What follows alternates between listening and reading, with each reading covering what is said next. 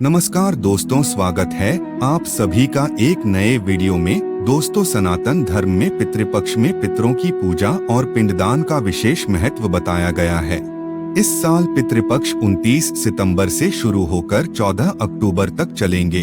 इस पक्ष में पितर यमलोक से धरती पर आते हैं और अपने परिवार के आसपास विचरण करते हैं। श्राद्ध कर्म करने से पितरों की तृप्ति के लिए भोजन करवाया जाता है, जिससे उनकी आत्मा को शांति मिल सके और वह सुख समृद्धि का आशीर्वाद दे सके।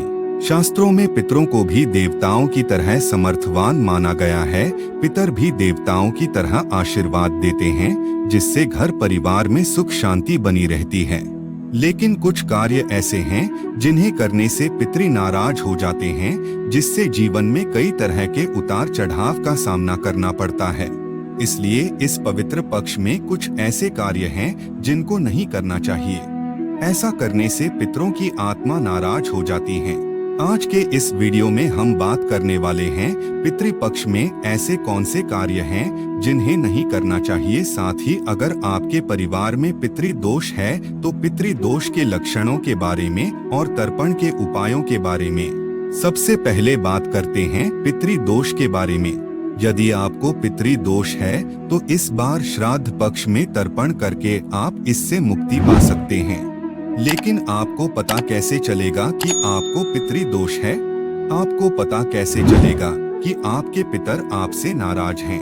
कुछ समस्याएं ऐसी हैं, यदि इनमें से किसी एक भी समस्या का सामना आप कर रहे हैं तो यह आपके पितरों के नाराजगी की ओर संकेत करता है। नंबर 1, हर काम में रुकावट आना।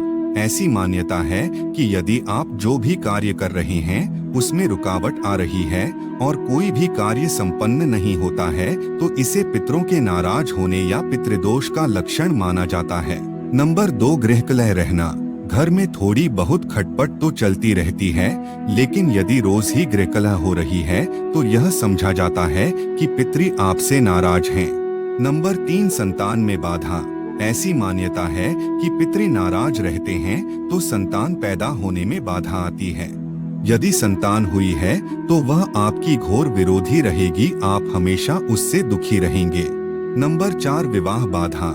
ऐसी मान्यता है कि पितरों के नाराज रहने के कारण घर की किसी संतान का विवाह नहीं होता है और यदि हो भी जाए तो वैवाहिक जीवन अस्थिर रहता है। नंबर 5, आकस्मिक नुकसान। ऐसी मान्यता है कि यदि पितृ नाराज हैं तो आप जीवन में किसी आकस्मिक नुकसान या दुर्घटना के शिकार हो जाते हैं। आपका रुपया जेल खाने या दवाखाने में ही बर्बाद हो जाता है। नंबर 6, अन्य लक्षण। इसके अलावा भी अन्य लक्षण बताए गए हैं, जैसे कि मांगलिक कार्यों, अचानक कोई बाधा उत्पन्न होना, संतान का पढ़ाई में मन नहीं लगना, घर में बरकत नहीं रहना आदि। पितृपक्ष के दौरान पितरों की आत्मा की शांति के लिए पिंडदान और तर्पण विधि करनी चाहिए। धार्मिक मान्यताओं के अनुसार पितृपक्ष में पितरों की पूजा न करने से पूर्वजों को मृत्युलोक में जगह नहीं मिलती और उनकी आत्मा भटकती रहती है, जिससे पितर नाराज होते हैं और कई दोष लगते हैं। इसलिए पितृपक्ष में तर्पण विधि और श्राद्ध कर्म किया जाता है।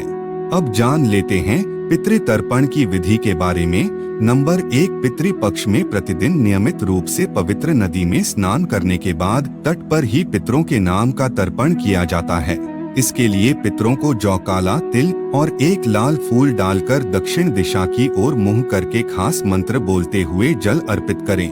नंबर 2, सर्वप्रथम अपने पास शुद्ध जल, बैठने का आसन, कुशा का हो, बड़ी थाली या ताम्रण, तांबे की प्लेट, कच्चा दूध, गुलाब के फूल, फूलमाला, कुशा, सुपारी, जौ, काली तिल, जनेऊ आदि पास में रखे। आसन पर बैठकर 3 बार आचमन करें।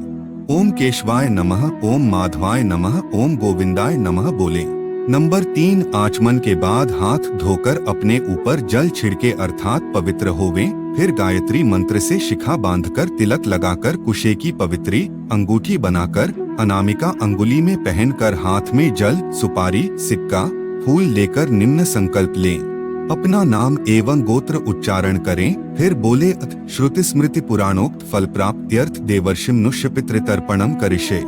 इसके बाद थाली में जल, कच्चा दूध, गुलाब की पंखुड़ी डाले। फिर हाथ में चावल लेकर देवता एवं ऋषियों का आह्वान करें।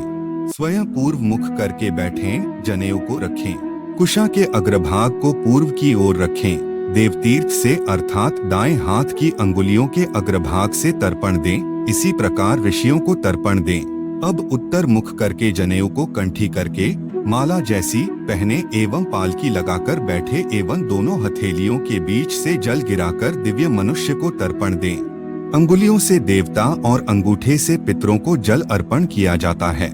इसके बाद दक्षिण मुख बैठकर जनेऊ को दाहिने कंधे पर रखकर बाएं हाथ के नीचे ले जाएं।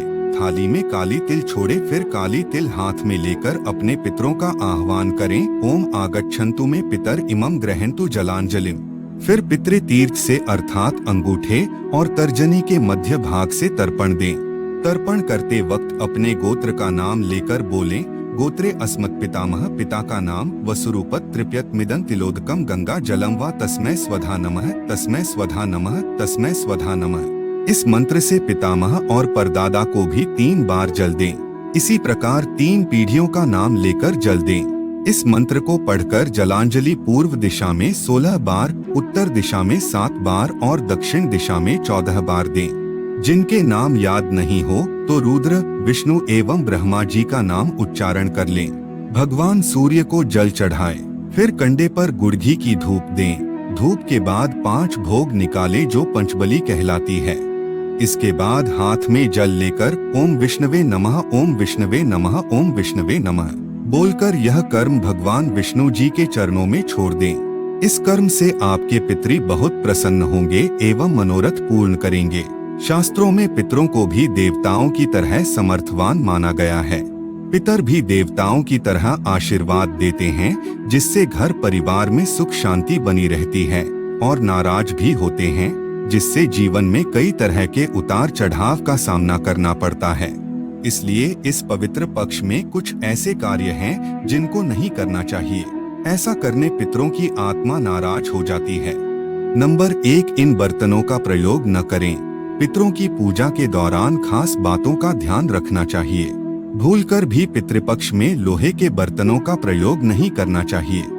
मान्यता है कि पितरों के लिए जो भोजन तैयार किया जाता है या फिर जिसमें भोजन परोसा जाता है, उसमें लोहे के बर्तनों का प्रयोग नहीं करना चाहिए।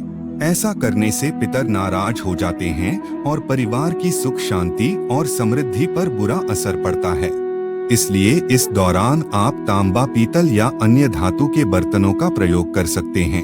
नंबर 2, न करें कोई भी शुभ कार्य। पितृपक्ष पितरों को याद और उनकी पूजा करने का समय है, इसलिए परिवार में एक तरफ से शोकाकुल माहौल रहता है। धार्मिक मान्यताओं के अनुसार इस दौरान कोई भी शुभ कार्य करने से बचना चाहिए और नई वस्तु की खरीदारी भी नहीं करनी चाहिए। ऐसा करना अशुभ बताया गया है। नंबर 3, इन बातों का रखें ध्यान। पितृपक्ष में अगर पूर्वजों का श्राद्ध कर रहे हैं तो शरीर पर तेल का प्रयोग और पान का सेवन करने से बचना चाहिए। साथ ही अगर संभव हो सके तो दाढ़ी और बाल भी नहीं कटवाने चाहिए और इस दौरान इत्र का प्रयोग करना भी शास्त्रों में वर्जित माना गया है। ऐसा करने से पितर नाराज होते हैं और जीवन में कई तरह की समस्याओं का सामना करना पड़ता है। नंबर 4, किसी का भी न करें अपमान। पितृपक्ष के समय भूलकर भी किसी का भी अपमान नहीं करना चाहिए। पता नहीं पितर किसी रूप में आपके दरवाजे पर आ जाएं और आपके व्यवहार से उनको ठेस पहुंच जाए। इसलिए न तो जानवर और न ही किसी इंसान का इन दिनों अपमान करना चाहिए। इसको अपनी आदत भी बना लें। अगर आपके दरवाजे पर कोई भिखारी या अन्य व्यक्ति आया है तो उसे बिना भोजन करवाए नहीं भेजना चाहिए। नंबर 5, ऐसा भोजन नहीं करना चाहिए। पितृपक्ष के समय हमेशा सात्विक भोजन करना उत्तम माना गया है, क्योंकि इसी भोजन से पितरों का भोग लगाया जाता है। भूलकर भी प्याज व लहसुन से बने भोजन का सेवन नहीं करना चाहिए। अगर आपको अपने पूर्वज की मृत्यु तिथि याद नहीं है तो पितृपक्ष के अंतिम दिन पिंडदान या तर्पण विधि कर पूजा अर्चना कर सकते हैं। ऐसा करने से सभी दोषों से मुक्ति मिलती है और उनका आशीर्वाद भी प्राप्त होता है। नंबर 6, क्रोध करने से बचें। पितृपक्ष की अवधि में अपने मन, वाणी और तन पर पूरा संयम रखना चाहिए। भूलकर भी इन दिनों किसी को भी मन और वाणी से बुरा नहीं बोलना चाहिए और न ही बुरे कर्म करने चाहिए।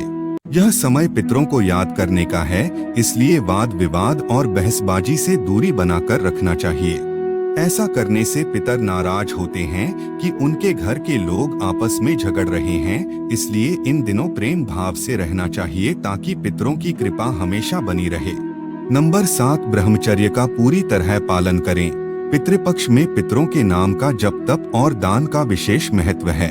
इन दिनों मन पर संयम रखकर उनका ध्यान किया जाता है और मन को पवित्र रखा जाता है। इसलिए पति पत्नी दोनों को शारीरिक संबंध बनाने से बचना चाहिए और ब्रह्मचर्य का पूरी तरह पालन करना चाहिए। पितृपक्ष में पितर घर में ही निवास करते हैं, इसलिए उनको नाराज करना सही नहीं रहेगा। ऐसा करने से कई तरह के कष्टों का सामना करना पड़ता है। तो दोस्तों, उम्मीद करता हूँ ये जानकारी जरूर आपको पसंद आई होगी। अगर जानकारी पसंद आई हो तो वीडियो को लाइक शेयर जरूर करें। अगर आपने अभी तक हमारे चैनल को सब्सक्राइब नहीं किया है तो प्लीज चैनल को सब्सक्राइब जरूर करें। जय श्री कृष्णा। आप सभी का धन्यवाद।